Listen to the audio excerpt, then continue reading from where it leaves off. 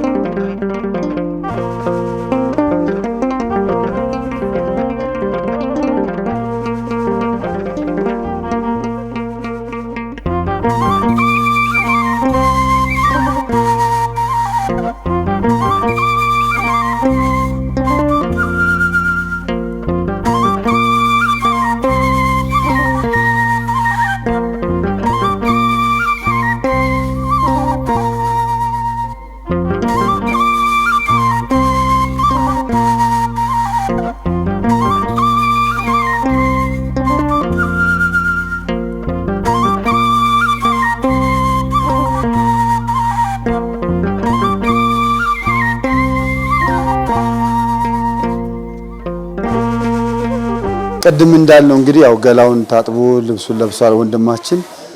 እንግዲህ እግዚአብሔር እንዲቀናው ወይም ደግሞ ስራ አግኝቶ ደግሞ ህይወቱን እንዲቀየር እግዚአብሔር በቸርነቱ ይርዳው። በሌላ አነጋገር ግን ሰውን በአለባበሱ ብቻ ሳይሆን በአስተሳሰቡና እንደዚሁ ደግሞ በስነ ምግባሩም ጭምር ለመለካት ጥረት ብናደርግ የተሻለ ነው። በአሁኑ ሰዓት ብዙ እንዳትሸወዱ። አዳፋ ልብስ የለበሰ ሰው ጨዋ ሆኖ ዝንጥ ብሎ ደግሞ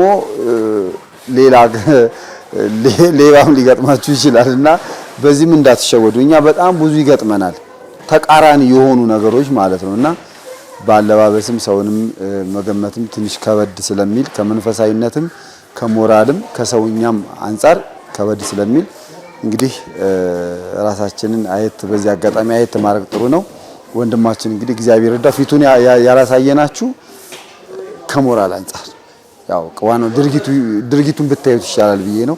ሰላማችሁ ይብዛል። ማማ ዝናሽ በጎ አድራጎት ድርጅት እንግዲህ 3 ስራዎችን ነው የሚሰራው። ነዳያንን ይመግባል፣ የነዳያን ገላ አጥቦ ልብስ ያለብሳል፣ እንደዚሁም ደግሞ የአቅመ ደካሞችን ቤት ያድሳል። ለነዚህ ለሶስቱ የሚሆኑ ነገሮችን ታግዙ ዘንድ በእግዚአብሔር ስም አደራ እንላለን። በ0961 5555 57 በ0961 5555 56 በ094946 5946 ላይ የደወላችሁ ማዘዝ ትችላላችሁ። ሰላማችሁ ይብዛልን።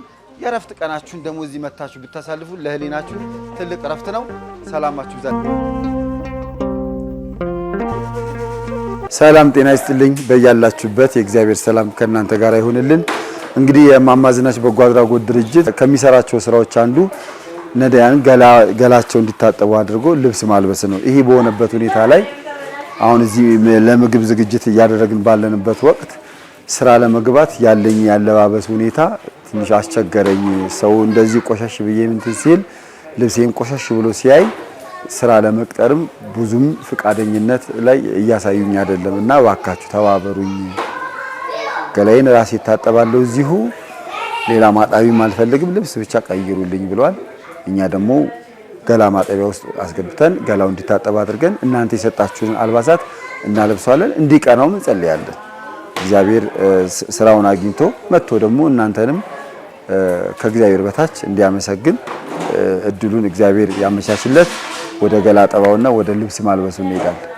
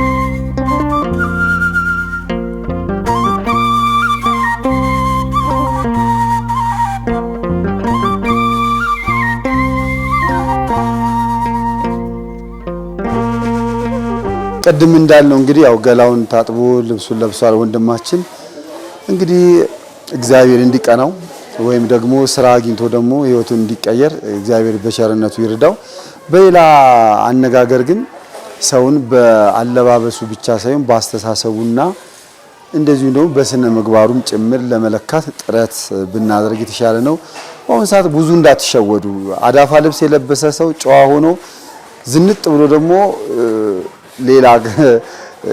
ሌላም ሊገጥማችሁ ይችላልና በዚህም እንዳትሸወዱ እኛ በጣም ብዙ ይገጥመናል ተቃራኒ የሆኑ ነገሮች ማለት ነውና ባለባበስም ሰውንም መገመትም ትንሽ ከበድ ስለሚል ከመንፈሳዊነትም ከሞራልም ከሰውኛም አንፃር ከበድ ስለሚል እንግዲህ ራሳችንን አየት በዚህ አጋጣሚ አየት ማድረግ ጥሩ ነው ወንድማችን እንግዲህ እግዚአብሔር ረዳ ፊቱን ያላሳየናችሁ ከሞራል አንፃር ያው ቀዋኑ ድርጊቱን ብታዩት ይሻላል ብዬ ነው ሰላማችሁ ይብዛል